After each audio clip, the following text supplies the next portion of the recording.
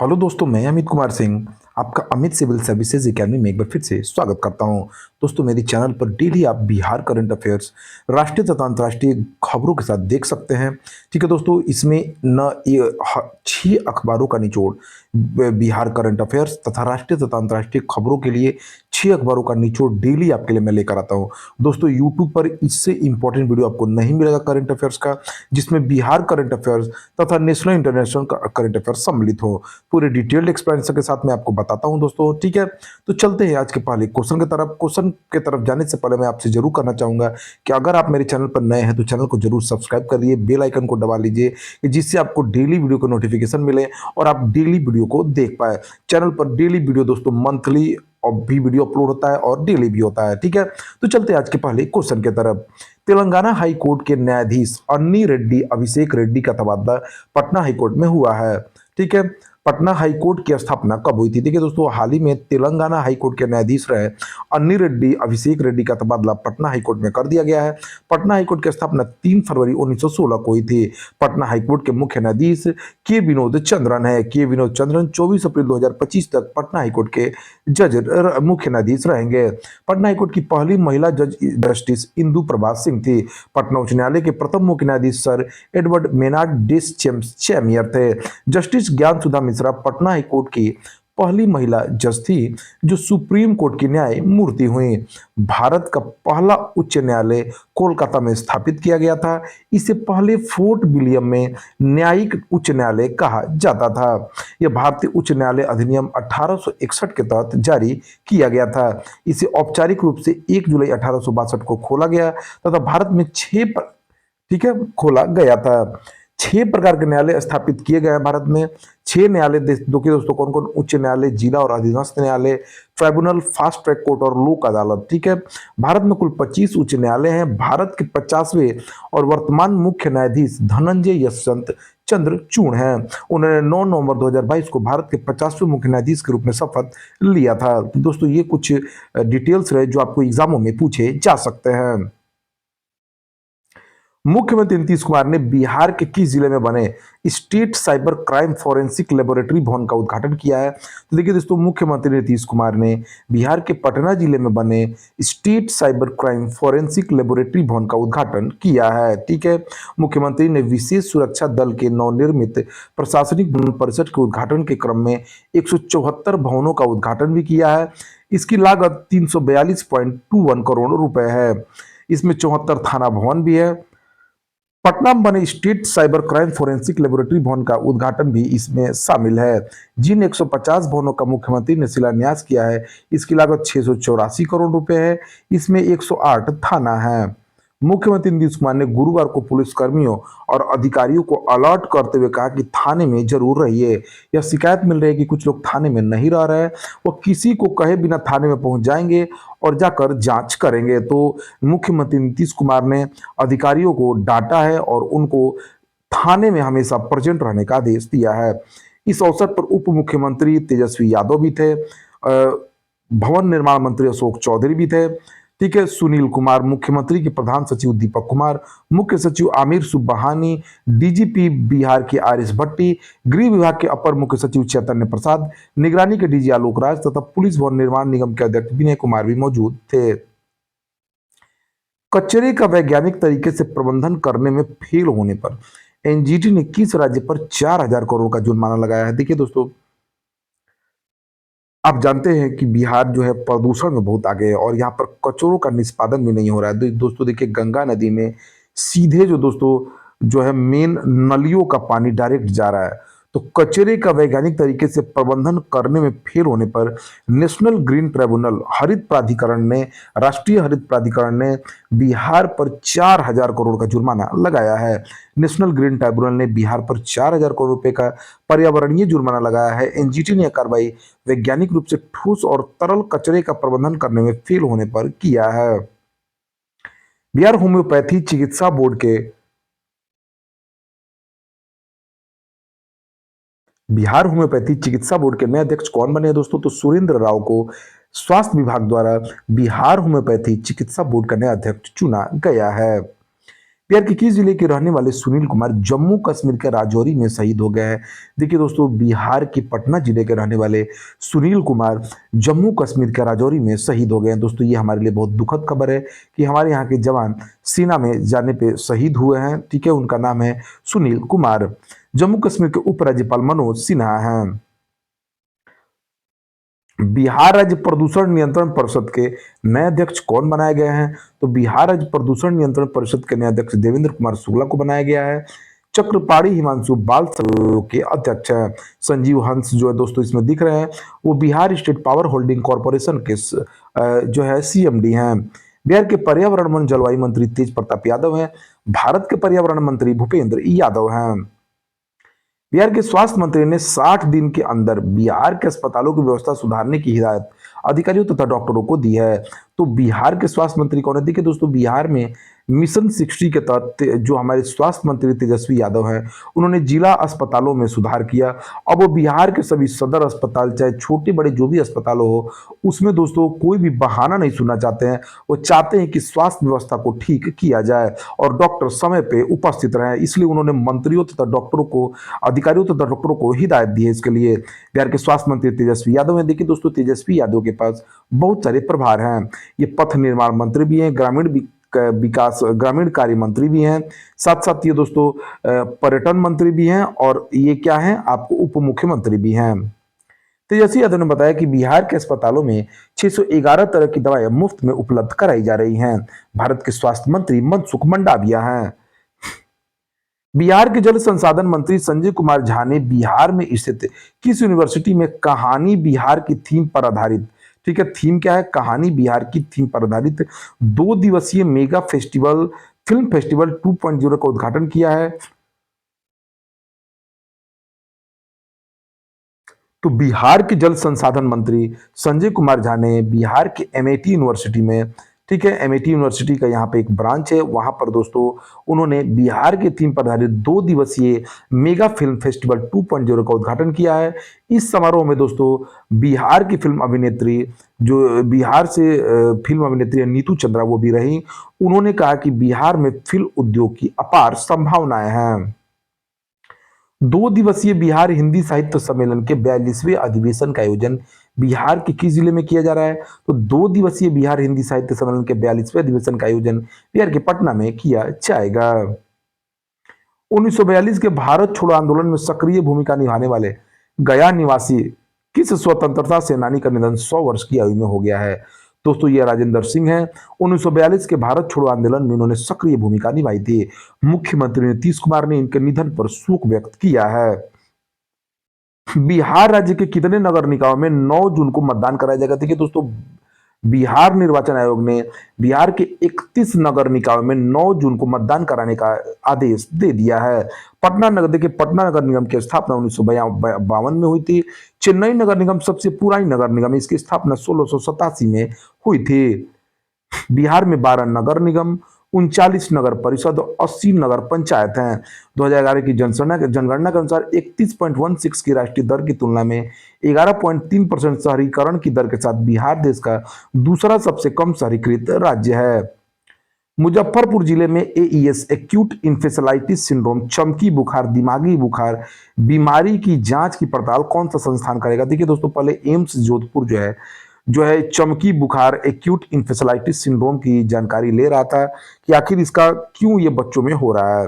अब इसका जो इसका जांच की जिम्मेदारी है, जांच पड़ताल की जिम्मेदारी भारतीय आयुर्विज्ञान अनुसंधान परिषद आईसीएमआर ने ले लिया है दोस्तों, Indian council for medical research. ठीक है, एक्यूट इंफेसाइटिस सिंड्रोम को चमकी बुखार कहा जाता है। इसकी वजह से इससे ग्रसित मरीज का शरीर अचानक सख्त हो जाता है और मस्तिष्क और शरीर में ऐंठन शुरू हो जाती है।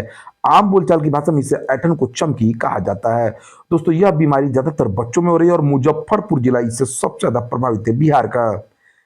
भारतीय रिजर्व बैंक ने किसके साथ मिलकर global tech competition G20 tech sprint की शुरुआत की है? तो भारतीय रिजर्व बैंक ने बैंक फॉर इंटरनेशनल सेटलमेंट्स के साथ मिलकर इसकी शुरुआत की है। भारतीय रिजर्व बैंक और बैंक फॉर इंटरनेशनल सेटलमेंट्स ने global tech competition G20 tech sprint launch किया है। आरबीआई और बीआईएस इनोवेशन हब ने संयुक्त रूप से G20 टेक स्प्रिंट के चौथे संस्करण की शुरुआत भी की है। आरबीआई ने कहा है कि 2023 tech sprint cross border payment के लिए नई टेक्नोलॉजी विकसित करने पर ध्यान केंद्रित करेगा। यह ग्लोबल टेक कंपटीशन 4 जून तक दुनिया भर के डेवलपर्स के लिए खुला रहेगा। आरबीआई के गवर्नर शक्तिकांत दास है दोस्तों। आरबीआई की स्थापना 1935 में हुई थी। आरबीआई का राष्ट्रीयकरण 1949 में हुआ था। भारतीय वायुसेना के नए उप प्रमुख के रूप में किसे नियुक्त किया गया है? तो एयर मार्शल आशुतोष दीक्षित भारतीय वायुसेना के नए उप प्रमुख चुने गए हैं। एयर मार्शल आशुतोष दीक्षित को भारतीय वायुसेना का नया उप प्रमुख नियुक्त किया गया है। वह वायुसेना के आधुनिकीकरण के प्रभारी होंगे। इसके पहले आशुतोष दीक्षित गांधीनगर में दक्षिणी पश्चिमी एयर कमान में वरिष्ठ वायुसेना अधिकारी के रूप में कार्यरत थे। वो वायुसेना में आधुनिकीकरण और आत्मनिर्भर भारत अभियान का भी हिस्सा थे। वो वर्ष 1986 में भारतीय वायुसेना में शामिल हुए थे। आंध्र प्रदेश के मुख्यमंत्री ने विजाग टेक पार्क की आधारशिला रखी है। इसे किस ग्रुप द्वारा स्थापित किया जा रहा है? देखिए, आंध्र प्रदेश के मुख्यमंत्री वाईएस जगनमोहन रेड्डी ने विजाग टेक पार्क की आधारशिला रखी है। इसे अडानी ग्रुप द्वारा क्या किया जा रहा है दोस्तों? स्थापित किया जा रहा है। आंध्र प्रदेश के मुख्यमंत्री वाईएस जगनमोहन रेड्डी ने विजाग टेक पार्क की आधारशिला रखी है। इस कार्यक्रम में अदानी समूह के एमडी राजेश अदानी और सीईओ करण अदानी ने भाग लिया है। अदानी समूह 21,844 करोड़ रुपए के टेक पार्क में 2 डेटा सेंटर स्थापित कर रहा है, जिसमें से एक 200 मेगावाट और दूसरा 100 मेगावाट का है। ये अपनी तरह का देश का सबसे बड़ी सुविधा होगी जो ग्रीन एनर्जी पर आधारित होगी। भारत ने किस देश के साथ औद्योगिक अनुसंधान और विकास सहयोग के लिए एक समझौता ज्ञापन पर हस्ताक्षर किया है? तो भारत ने दोस्तों इजराइल के साथ औद्योगिक अनुसंधान और विकास सहयोग के लिए समझौता ज्ञापन पर हस्ताक्षर किया है। भारत इजराइल ने कई प्रमुख प्रौद्योगिकी क्षेत्रों पर ध्यान देने के लिए औद्योगिक अनुसंधान और विकास सहयोग पर समझौता ज्ञापन पर हस्ताक्षर किए हैं। इसमें aerospace, electronics instrumentation, civil infrastructure और इंजीनियरिंग, पर्यावरण, खनन, रसायन और पेट्रोकेमिकल्स और कृषि क्षेत्र शामिल हैं। इस अवसर पर विज्ञान और प्रौद्योगिकी मंत्री डॉक्टर जितेंद्र सिंह ने कहा कि यह समझौता नवाचार, प्रौद्योगिकी और स्टार्टअप जैसे क्षेत्रों में भारत इजराइल साझेदारी में एक नई शुरुआत करेगा। भारत की खाड़ी में उठने वाला चक्रवाती तूफान साइक्लोन मोचा को किस देश द्वारा नाम दिया गया है? देखिए, बंगाल की खाड़ी में उठने वाले चक्रवाती तूफान साइक्लोन मोचा का नाम यमन देश द्वारा दिया गया है। भारत मौसम विज्ञान विभाग ने बंगाल की खाड़ी और आसपास के क्षेत्रों में एक चक्रवाती तूफान साइक्लोन मोचा की भविष्यवाणी की है, जिसके 7 मई से 9 मई के बीच पूर्वी तट से टकराने की उम्मीद है। चक्रवाती तूफान को मोचा नाम दिया गया है, जो यमन द्वारा दिया गया है। यह नाम लाल सागर तट पर स्थित येमेनी शहर मोचा के नाम से प्रेरित है। फ्रांस में बेस्टिल दिवस के दौरान आयोजित फ्रांस की पारंपरिक सैन्य परेड में गेस्ट ऑफ ऑनर के तौर पर कौन शामिल हो रहे हैं? तो फ्रांस में बेस्टिल दिवस के दौरान आयोजित फ्रांस की पारंपरिक सैन्य परेड में गेस्ट ऑफ ऑनर के रूप में प्रधानमंत्री नरेंद्र मोदी शामिल हो रहे हैं। किस राज्य सरकार द्वारा डिज्नीलैंड की तर्ज पर एक थीम पार्क विकसित करने की योजना बनाई गई है? तो उत्तर प्रदेश सरकार ने दोस्तों भगवान राम की कहानी दिखाने और पर्यटकों को आकर्षित करने के लिए डिज्नीलैंड की तर्ज पर अयोध्या में रामलैंड नामक एक थीम पार्क विकसित करने की योजना बनाई है। उत्तर प्रदेश के मुख्यमंत्री योगी आदित्यनाथ हैं। उत्तर प्रदेश की राजधानी लखनऊ है। राज्यपाल यहाँ की आनंदीबेन पटेल है। राज्यसभा की सीटें 31 और लोकसभा की 80 सीटें हैं यहाँ पे। ग्लोबल चेस लीग के उद्घाटन संस्करण का मेजबान देश कौन बना है? देखिए दोस्तों, ग्लोबल चेस लीग जो है इसका उद्घाटन संस्करण मेजबान देश संयुक्त अरब अमीरात बना है। दुबई में इसका उद्घाटन किया गया है ग्लोबल चेस लीग का। ग्लोबल शतरंज लीग ने दुबई को विश्व की सबसे बड़ी और पहली फ्रेंचाइजी आधारित शतरंज लीग के उद्घाटन समारोह संस्करण के रूप में घोषित किया गया है। ठीक है, लीग फीडे और टेक महिंद्रा के बीच एक संयुक्त उद्यम है और मेजबान भागीदार के रूप में दुबई स्पोर्ट्स काउंसिल के सहयोग से आयोजित किया जाएगा। ठीक है, संयुक्त अरब अमीरात का धर्म इस्लाम है, जिसमें अधिकांश आबादी सुन्नी मुस्लिम की है। यहाँ की राजधानी अबू धाबी, आधिकारिक भाषा अरबी है। यहाँ की सरकार संघीय इस्लामी संसदीय वैकल्पिक अर्ध संवैधानिक राजतंत्र है। राष्ट्रपति यहाँ के मोहम्मद बिन जायद अल नाहयान है, जो क्राउन प्रिंस भी हैं। प्रधानमंत्री मोहम्मद बिन राशिद अल मखतूम है। उपराष्ट्रपति मोहम्मद बिन राशिद अल मखतूम और मंसूर बिन जायद अल नाहयान हैं। केंद्रीय युवा मामलों और खेल मंत्री अनुराग ठाकुर ने 5 मई को कहां पर खेलो इंडिया यूनिवर्सिटी गेम्स 2022 का लोगो, जर्सी, शुभांकर मसाल और गन लॉन्च किया? तो लखनऊ में दोस्तों गन लॉन्च किया गया है। ठीक है, जर्सी, शुभांकर मसाल और गन लॉन्च किया गया है। केंद्रीय युवा मामलों और खेल मंत्री अनुराग ठाकुर ने 5 मई को लखनऊ में खेलो इंडिया यूनिवर्सिटी गेम्स का लोगो, जर्सी, शुभंकर मसाल और गान लॉन्च किया है। खेलो इंडिया यूनिवर्सिटी गेम्स का तीसरा संस्करण 23 मई से 3 जून तक होगा। उद्घाटन समारोह 25 मई को लखनऊ के बाबू बनारसी दास विश्वविद्यालय में आयोजित किया जाएगा। 2012 ओलंपिक में पुरुषों की 800 मीटर में 21 ओलंपिक रजत विजेता को एथलेटिक्स इंटीग्रिटी यूनिट द्वारा डोपिंग के लिए 3 साल का प्रतिबंध लगा दिया गया है। देखिए 2012 ओलंपिक में पुरुषों की 800 मीटर में ओलंपिक रजत विजेता निजेल अमोस को 2-3 साल के लिए एथलेटिक्स इंटीग्रिटी यूनिट द्वारा डोपिंग के लिए प्रतिबंध लगा दिया गया है। बोत्सवाना का रहने वाले निजेल अमोस्का का पिछले साल की ट्रैक विश्व चैंपियनशिप की अगुवाई में प्रतिबंधित पदार्थ GW1516 के लिए सकारात्मक परीक्षण किया गया था, जिसे कृंतक परीक्षणों में कैंसर का कारण माना जाता है। बोत्सवाना यह दक्षिण अफ्रीका में स्थित एक स्थलूद देश है। देश की 2 विशिष्ट प्रदेशों द्वारा प्रभावित किया जाता है। इसको काला हारी रेगिस्तान है, यहाँ पर ओकावांगो डेल्टा भी है। राजधानी और यहाँ का सबसे बड़ा शहर गेबोरोने है। राष्ट्रपति यहाँ के मोकोक्सवीसी मासी हैं। उपाध्यक्ष स्लम्बर सोगवाने हैं। 3 बार ओलंपिक पदक और 2 विश्व खिताब जीतने वाली अमेरिका की किस तेज धाविका और लॉन्ग जंपर की 32 वर्ष की उम्र में निधन हो गया? तो टोरी बाबी का दोस्तों 32 वर्ष की उम्र में निधन हो गया। बाबी का पालन पोषण मिसिसिपी के ग्रामीण परिवेश में उनकी दादी ने किया था। 2014 में लंबी कूद से परिवर्तित हुई उस वर्ष विश्व की सबसे तेज महिला बन गए। बाबी ने 2016 रियो ओलंपिक में 100 मीटर रजत, 4x100 मीटर रिले में कांस्य और 200 मीटर में स्वर्ण पदक प्राप्त किया था। बॉबी 2017 में लंदन में विश्व 100 मीटर का खिताब जीतकर विश्व चैंपियन बनी थी। दोहा में 2019 वर्ल्ड लॉन्ग जंप चैंपियनशिप में चौथे स्थान पर रही, जो उनकी आखिरी बड़ी प्रतियोगिता थी। इंटरनेशनल ओलंपिक कमेटी के अध्यक्ष थॉमस बक हैं। भारत का पहला अंतर्राष्ट्रीय मल्टी मॉडल लॉजिस्टिक पार्क किस राज्य में बन रहा है? तो असम में भारत का पहला अंतर्राष्ट्रीय मल्टी मॉडल लॉजिस्टिक पार्क बनाया जा रहा है। केंद्रीय बंदरगाह, नौवन और जलमार्ग और आयुष मंत्रालय सर्बानंद सोनोवाल ने असम के जोगीघोपा में भारत के पहले अंतर्राष्ट्रीय मल्टी मॉडल लॉजिस्टिक पार्क की प्रगति की समीक्षा की है। असम के मुख्यमंत्री हिमंत बिस्व शर्मा है। असम के राज्यपाल गुलाब चंद कटारिया हैं। स्वच्छ गंगा के लिए राष्ट्रीय मिशन ने राष्ट्रीय शहरी मामलों के संस्थान के साथ मिलकर 4 मई 2023 को कहां पर river cities alliance global seminar building international river sensitive cities का आयोजन किया है। तो देखिए दोस्तों, नई दिल्ली में river cities alliance global seminar building international river sensitive cities का आयोजन किया गया है। विद्युत क्षेत्र में सहयोग पर बांग्लादेश भारत संयुक्त संचालन समिति की 21वीं बैठक कहाँ आयोजित की गई है? तो खुलना बांग्लादेश में दोस्तों विद्युत क्षेत्र बांग्लादेश भारत के संयुक्त संचालन समिति की 21वीं बैठक खुलना बांग्लादेश में आयोजित की गई है। बिजली क्षेत्र पर बांग्लादेश भारत संयुक्त संचालन समिति की 21वीं बैठक 4 मई को खुलना बांग्लादेश में आयोजित की गई। राजधानी बांग्लादेश की ढाका है। प्रधानमंत्री शेख हसीना है। राष्ट्रपति मोहम्मद शाहबुद्दीन है। मुद्रा यहाँ की टका है। भारत के किस मंत्री ने 2 मई को इंचियोन दक्षिण कोरिया में एशियाई विकास बैंक के निदेशक मंडल की 56वीं वार्षिक आम बैठक में भाग लिया है? तो भारत की वित्त मंत्री निर्मला सीतारमण ने 2 मई को इंचियोन दक्षिण कोरिया में एशियाई विकास बैंक के निदेशक मंडल की 26वीं वार्षिक आम बैठक में भाग लिया। उन्होंने दोस्तों एशिया विकास बैंक के बैठक में कर्ज को लचीला बनाने का सुझाव दिया है एशियाई विकास बैंक को। एशियाई विकास बैंक एक क्षेत्रीय बहुपक्षीय वित्तीय संस्थान है जो एशिया और प्रशांत क्षेत्रों के देशों पर केंद्रित है। 1963 में एशिया और सुदूर पूर्व के संयुक्त राष्ट्र आर्थिक आयोग द्वारा आयोजित एशियाई आर्थिक सहयोग पर पहले मंत्रिस्तरीय सम्मेलन में एक प्रस्ताव पारित होने के बाद इसकी स्थापना की गई थी। इसने 19 दिसंबर 1966 से 31 सदस्यों के साथ काम करना शुरू किया। वर्तमान में इसके 68 सदस्य हैं, जिसमें से 49 सदन एशिया और प्रशांत क्षेत्र से और 19 बाहर से हैं। जापान एशियाई विकास बैंक का सबसे बड़ा शेयरधारक है और एक जापानी हमेशा एडीबी का प्रमुख रहा है। एडीबी के अध्यक्ष मसात्सुगु असाकावा है। मुख्यालय इसका मांडलुंग सिटी मनीला फिलीपींस में है। कतर के दोहा में चल रहे डायमंड लीग के फाइनल में नीरज चोपड़ा ने कौन सा पदक जीता? दोस्तों नीरज चोपड़ा ने स्वर्ण पदक जीत लिया है।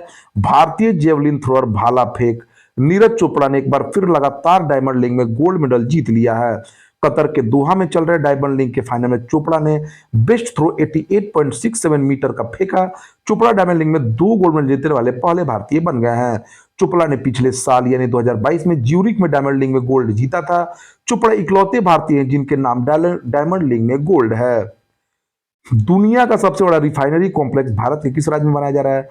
तो दुनिया का सबसे बड़ा रिफाइनरी कॉम्प्लेक्स भारत के महाराष्ट्र के रत्नागिरी में बनाया जा रहा है। महाराष्ट्र के मुख्यमंत्री एकनाथ शिंदे हैं, महाराष्ट्र के राज्यपाल रमेश बैस हैं।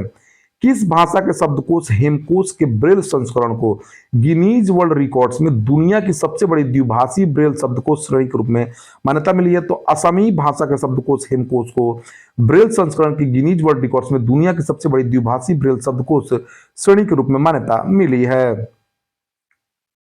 हाल ही में जारी औद्योगिक आंकड़ों के अनुसार देश का सबसे बड़ा इनोवेटिव नवाचार श्रेणी राज्य कौन सा बना है? इनोवेटिव राज्य तो कर्नाटक सबसे इनोवेटिव नवाचार में सबसे बड़ा राज्य बना है।